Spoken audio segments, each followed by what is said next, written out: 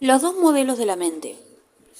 El psicólogo Alport, comentando las ponencias realizadas en el 14 Congreso Internacional de Psicología, señaló la existencia a escala mundial de dos psicologías que, según él, monopolizarían la casi totalidad del haber investigativo y conceptual.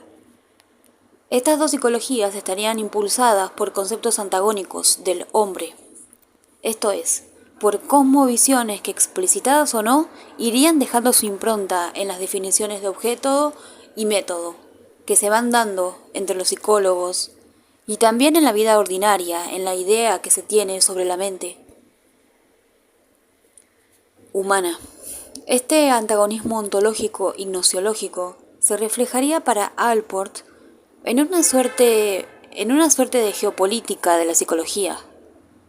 Por un lado, la tradición angloamericana, nacida en John Locke, David Hume o David Hartley.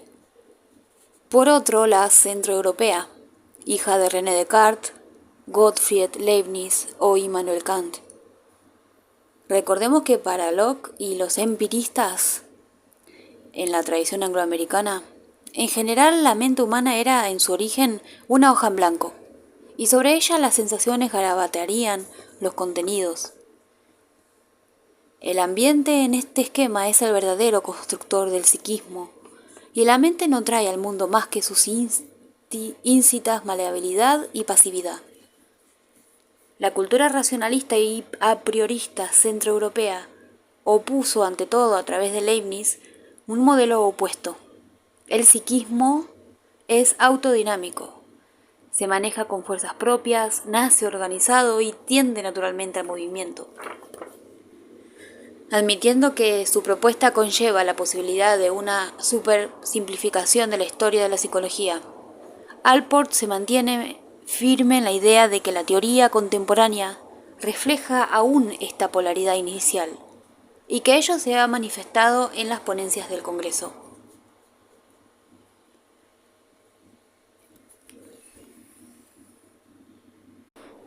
¿En qué sentido los psicólogos de hoy recorren penitentemente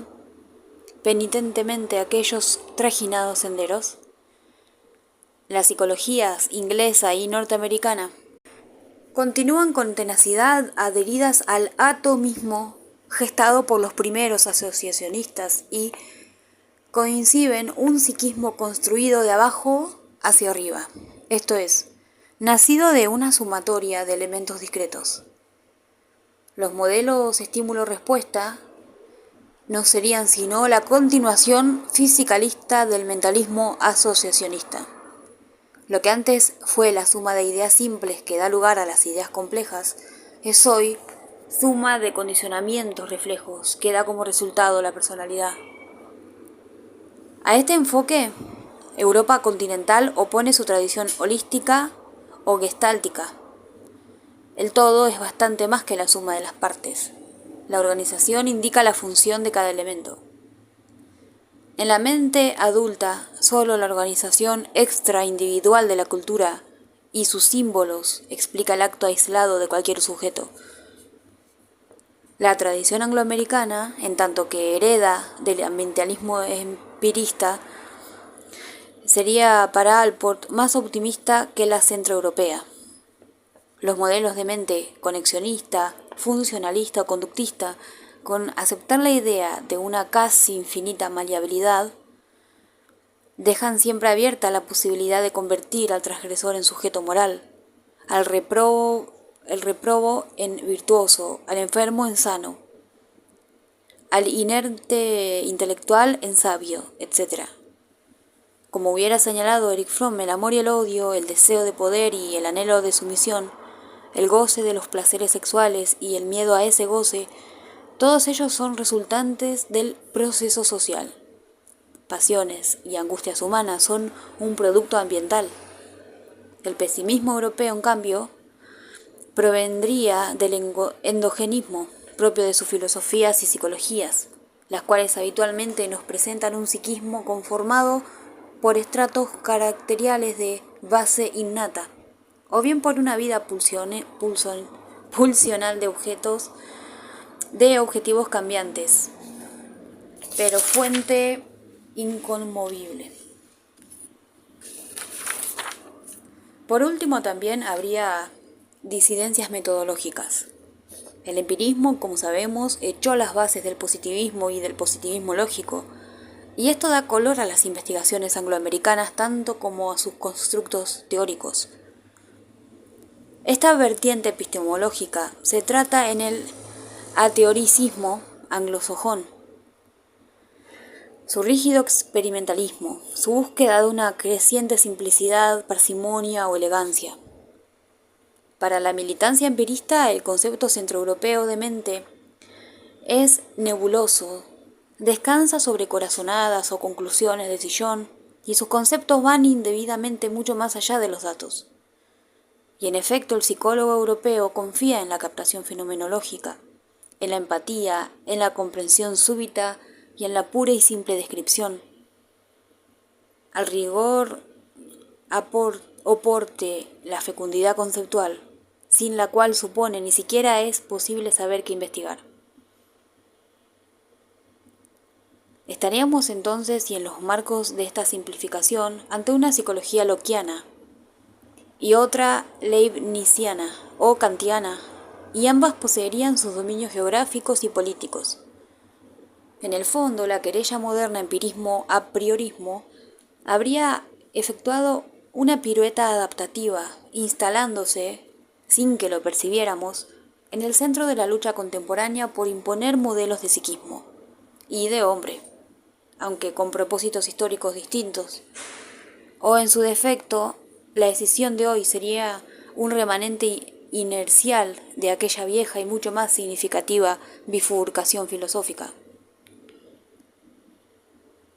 ¿Cuáles son las determinaciones sociohistóricas que provocaron o facilitaron esta distribución geopolítica de los conceptos de hombre y de sus consecuentes psicologías? El filósofo francés Goldman propone una interpretación emergente de las premisas del materialismo histórico. Según él, la tradición empirista derivaría de los actos concretos por medio de los cuales la burguesía inglesa luchaba para imponer su poder. En tanto, el racionalismo francés reflejaría, también puntualmente, las vicisitudes de las burguesías continentales. En efecto, fue en Inglaterra donde la burguesía realizó sus primeras conquistas fácticas, obligando a la nobleza a un gobierno en el que su participación languidecería progresivamente. La dialéctica de la realidad social británica fue una afirmación en la praxis concreta, y el empirismo realista, agnóstico, sensista y ateórico resultó la infrutescencia intelectual de una clase que no necesitó luchar por principios ni por entes de razón. Los hechos de la experiencia eran su objeto. En ellos estaba contenida una realidad que se autoexplicaba. Las burguesías continentales, y ante todo la francesa, su punta de lanza, se encontraban en otra situación. Sin posibilidad de negociar el poder de apeldaños, se enfrentaron a una nobleza autocrítica y poderosa, con argumentos, principios, derechos como visiones. La lucha resultó ante todo ideológica. El pensamiento burgués, libertad, igualdad jurídica, personalismo, sustituyó a la acción burguesa, las ideas a las armas, la razón a la experiencia. Más adelante Estados Unidos continuará con su pragmatismo, la tradición insular, constituyéndose una entidad transcontinental de afirmación gloriosa de la burguesía. Alemania, Francia, todo el centro de Europa van a su saga en lo que respecta al poder, pero han consolidado ya una tradición cultural principista e ideologicista sin camino de retorno. Sin quitar autoridad a estos enfoques que procuran presentar ambas filosofías como formas superestructurales destinadas a legitimar o demoler modos de producción, pensamos que así como hay una historia externa de las ideas psicológicas, que bien podría ser aludida, hay otra interna que a veces resulta una derivación mediada de la anterior y a veces no. Una de las razones por las cuales puede hablarse de una tradición lockeana y otra leibniziana en psicología, parece tener una autonomía flagrante de las condiciones infraestructurales. A priorismo o empirismo, endogenismo o exogenismo, biologicismo o ambientalismo, heredado o aprendido. Este es el corazón del debate científico actual en psicología. Debate abierto que si nos atenemos a los resultados de las investigaciones actuales, dista mucho de su cancelación. ¿Nada hay en el intelecto que no haya ingresado por los sentidos? Es posible,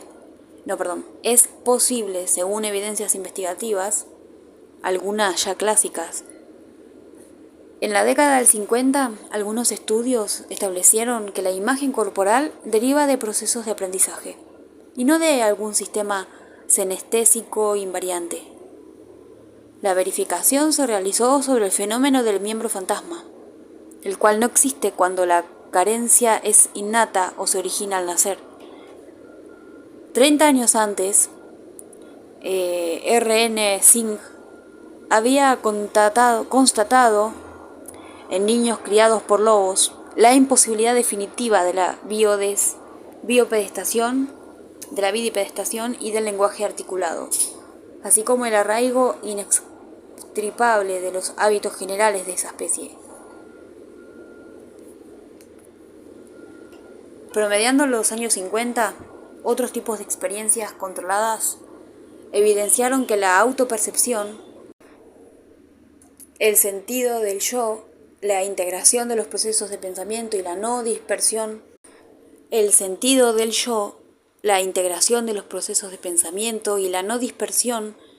perceptual son variables dependientes del campo de estímulos presente. Esto es que los llamados procesos superiores se conservan organizados en tanto y en cuanto exista un input sensorial externo que los contenga, con lo que básicamente no constituirían más que respuestas complejas a estímulos complejos. Quizás se deba al psicólogo norteamericano Mark Rosenzweig el hallazgo más contundente en favor de la tesis ambientalistas. En experimentos realizados con ratas, comprobó que aquellas que habían sido criadas en contextos muy provistos de estimulaciones sufrían cambios en el metabolismo cerebral, engrosamiento de la corteza y facilitación notoria de todos los aprendizajes posteriores, en tanto que los animales hipoestimulados quedaron sumidos en un bajo rendimiento crónico. Estos descubrimientos se extrapolaron con éxito al plano humano, inaugurando la era de la estimulación temprana. La estimulación cerebral intrauterina, producida con recursos acústicos y lumínicos, se muestra también capaz de generar rendimientos cognitivos superiores. La masa cerebral y con ella su núcleo precioso, la inteligencia, ostentan la misma docilidad hacia el ambiente que la tabla rasa de Locke. El psicólogo chino Z.Y. Kuo, luchador infatigable contra el apriorismo de cuño instintivista, logró la coexistencia pacífica de ratas y gatos, demostrando con ello la ausencia, en las primeras, de la propensión a huir y en los segundos a comerlas. No es posible siquiera una enumeración sumaria de los hallazgos proempiristas de los teóricos del aprendizaje, pero parece pertinente la mención de la tendencia más atrevida en esta escuela. El reflexólogo soviético K.M. Bykov, con B larga, quien desde los años 20 comenzó a explorar la posibilidad de condicionar vísceras a través de los interoceptores, inició una tradición de condicionamientos internos: vasos sanguíneos, riñones, metabolismo, corazón, ritmos fisiológicos, que hoy se ha impuesto la empresa más audaz: generar o suspender instintos.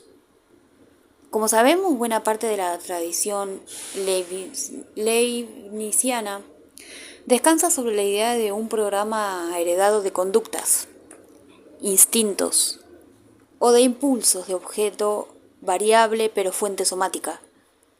Pues bien, la puerta ha quedado abierta desde Bikov para que, aunque estas fuentes de los instintos, propensiones o impulsos puedan ser influidas por la experiencia en grados impredecibles, las evidencias señaladas no llevan más que a una conclusión.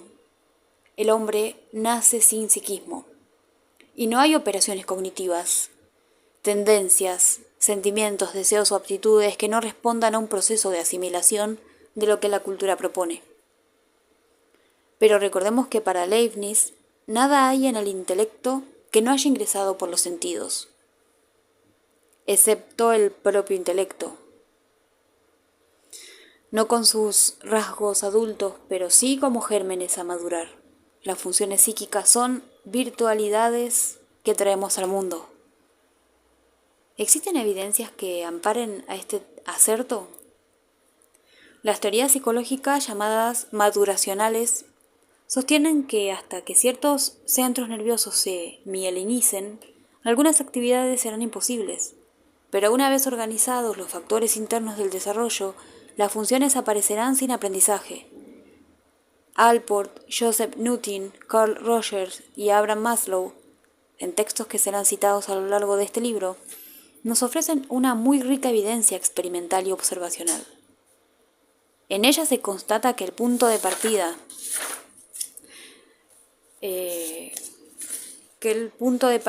de la misma actividad celular no proviene del estímulo externo, sino del funcionamiento vital mismo. Los organismos y sus correspondientes psiquismos nacen para funcionar y estar vivos. La mente humana no requiere siquiera la presencia de un objeto por percibir o de un sujeto por contactar. Si estos no están, el propio individuo saldrá en su búsqueda. Tanto los animales como los niños muestran persistentes tendencias hacia la actividad curiosa, la exploración, la manipulación y la exposición a estímulos nuevos, aun cuando los impulsos biológicos conocidos hayan sido satisfechos. El hombre no estaría movido por el estímulo interno o externo y su meta última no sería el reposo, sino un incremento constante de la atención en áreas de batir incesantes récords, necesidad que habría hecho nacer el juego y el deporte. El niño humano nacería con disposiciones orgánicas, hijas de la evolución, que necesitan actualizarse en la interacción con el medio social. Y un buen ejemplo puede ser el área de Broca, órgano historiobiológico que facilita la intelección y la articulación del lenguaje. Los estudios de Arnold Hessel con niños y de Carol Lorenz con animales apuntan a despreciar los factores del ambiente y del aprendizaje, subrayando el primero la gravitación de lo maduracional y el segundo la fuerza del instinto. El psiquiatra John Lilly, pionero de las investigaciones sobre deprivación sensorial, describe la intensa autoactividad psíquica que se genera cuando se anula el campo de estímulo exterior, atribuyendo tal productividad a la sustancia nerviosa misma y no a hechos de aprendizaje. Nada más lejos de nuestra intención que zanjar dogmáticamente este dilema lockeano-leibniziano, al cual se enfrenta la laboriosa investigación. Solo nos anima a dejar expuesto el problema de sus perfiles más sugestivos. Se han propuesto, como es de suponer, muchas fórmulas de transacción teórica, y excepto el conductismo radical por un lado y el geneticismo extremo de algunos biólogos por otro, la teoría psicológica actual acepta a un tiempo los hechos de la herencia y del ambiente. Sin embargo, aunque hablemos de series complementarias, Freud, o de construcción, como Jean Piaget, para rechazar la simplificación o herencia del ambiente. Sigue en pie el tema del peso de cada instancia en esta interacción y una teoría psicológica útil será aquella, aún inexistente, que dé precisiones unívocas sobre la acción recíproca entre las experiencias sociales específicas y los procesos específicos de raíz genética. La polémica contemporánea no es no lo es de extremo, sino apenas de énfasis. Y la psicología humanística se destaca por su énfasis en la tradición nacida en Leibniz, tradición sin embargo muy heterogénea y que revisaremos históricamente.